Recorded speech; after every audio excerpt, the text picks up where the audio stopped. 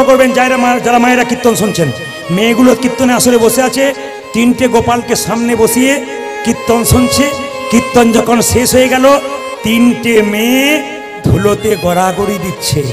আমি একজনকে জিজ্ঞেস করলাম, দিদি এত দামি কাপড় কলকাতা থেকে এসেছো, দামি দোকান থেকে কিনেছো, কাপড়টা তোমার ময়লা হয়ে যাবে না? উনি বললেন, বাবা আপনার কীর্তনে শুনেছি স্বামীর যদি 10টা কাপড়ের দোকান থাকে, চিতাতে যখন শুইয়ে দেবে একটাও কাপড় সঙ্গে দেবে না, তাই ধুলাই গড়াগড়ি দিলাম। শুনলে চমকে যাবেন। জিজ্ঞেস করলাম, আপনি কি করেন? মায়েরা চমকে যাবেন শুনলে। বলছে, কলকাতার কোনো একটা কলেজে আমি পড়াই, মানে প্রফেসর, লেকচারার, অধ্যাপিকা। লজ্জা লাগা উচিত। সামান্য MA পাস করে আমরা ধুলোতে গড়াগড়ি তো দূরে কথা, হাত তুলতে পারি না, কিন্তু লজ্জার বিষয়।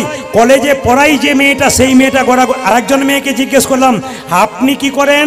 উনি বলছেন, আমার স্বামী দাঁতের ডাক্তার, আমিও ডাক্তার। বাহ!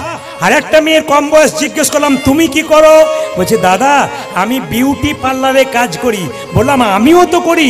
উনি বললেন, আপনি কখন করেন? সবসময় তো কীর্তন করছেন।